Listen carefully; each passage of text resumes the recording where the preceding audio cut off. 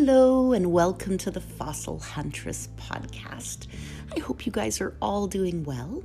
Today on the show, I thought we would go down, far south to the country of Australia, and then a little bit back in time to her Pleistocene. So that's that stretch of time about 2.5 million years ago to about 11,500 years ago. So a little snippet in geologic time, but many things happened around the world, and particularly in Australia.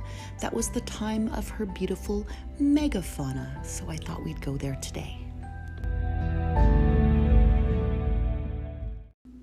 Back in the Pleistocene, the climate in Australia was highly variable. So wet years were offset by dry years, and those droughts continued and extended. So year upon year in those last 2 million years, the rain became less and the drier periods became longer.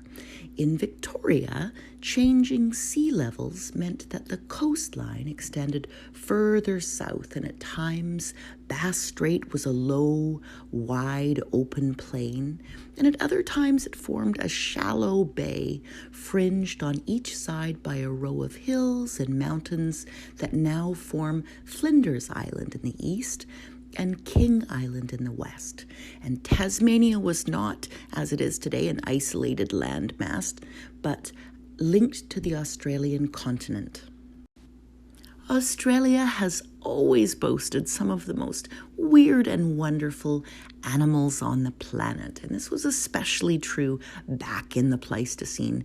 In the late Pleistocene, the animals that we would have seen roaming Australia were very different and much larger than the ones we know today. So their wombats and cheetahs and koalas were gigantic compared to their modern relatives.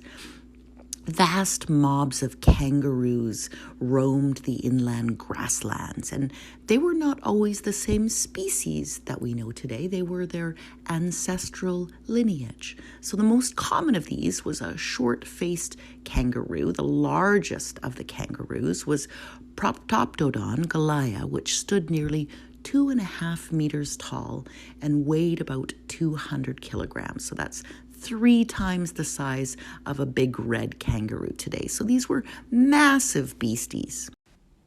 So back in the Pleistocene, you would have recognized the larger versions of the kangaroos and koalas, but there were also some other animals that lived and died, and some of our oldest relatives, so the first humans to be in Australia would have lived alongside them and perhaps hunted them, but they're gone from us today. So one of those, Diprotodon, is like a big herbivore with this massive cranium and 2 teeth pushed forward, and he would have been out roaming the grasslands and munching down quite a few calories each day, because this guy was about the size of a great big SUV.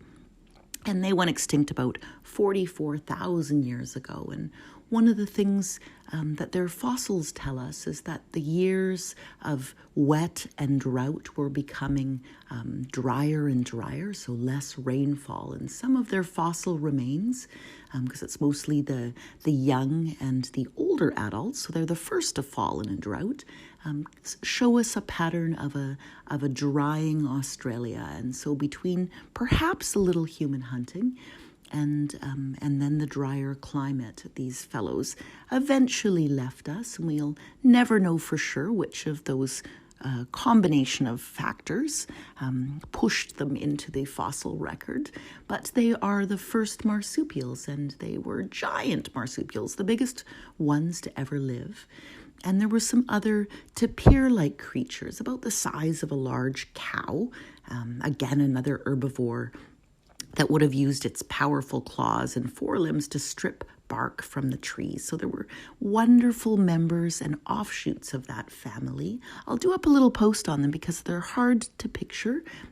He kind of looks like a big bear, but a big bear with a very strange face. And there's some lineage there, so that some of those first finds were found in the 1830s in New South Wales and eventually passed their way to Sir Richard Owen, who we've talked about in an earlier podcast.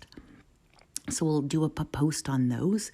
And the other ones are wonderful creatures like emus. So the strangest creatures were the last of the Mihurung, a family of giant birds, most closely related to ducks. So by the Pleistocene, this once abundant family was represented by just one species, the Newton's Mihurung, which stood only a bit taller than a modern emu, but was 5 times an emu's weight, so a very big bird.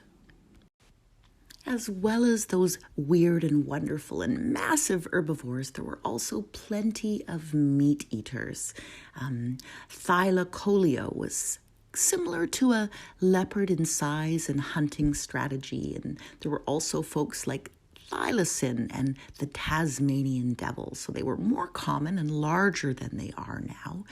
And some of our sweet little modern species, like the musky rat kangaroo, who likes to eat insects today, fruit and a little some vegetation and mushrooms. His older relative back in the Pleistocene was a bit more of a meat eater. So there were giant rat kangaroos that stood 2 meters high and were out in the forests hunting their brethren. So they like to snack on meat. There were some wonderful giant crocodiles in the north, huge snakes and strange horned tortoises that completed the sort of menagerie of Australian giants. And the largest animals of the Pleistocene we know as Megafauna, and they were part of a cohort of giant species that characterized the Pleistocene around the globe. And while Australia had many large animals, certainly much larger than their counterparts today, they didn't get to the really big animals that the other continents had. So around the globe in the Pleistocene, around the world, all of the animals were bigger, but the Australian megafauna, those really large animals, were smaller than their counterparts globally. So megafauna were the large animals that went extinct during the Pleistocene. So just about the time that humans were spreading around the globe and the climate was shifting yet again. So they're similar to the animals we have today, but they were a whole lot bigger. So many large animals, such as the dinosaurs, went extinct at the end of the Cretaceous. So that's 65 million years ago. And it's the same time period where we lose our ammonites, and there's a global shift. So after the age of dinosaurs and reptiles, we see the age of mammals. So mammals that were quite small slowly evolved to be larger and larger and kind of compete in that ecosystem and moving up to become the apex predators. So the term megafauna refers only to large species, usually over 45 kilograms, that went extinct during the Pleistocene. And there were many other smaller species that also disappeared during this time, but it's the giants that get all the attention.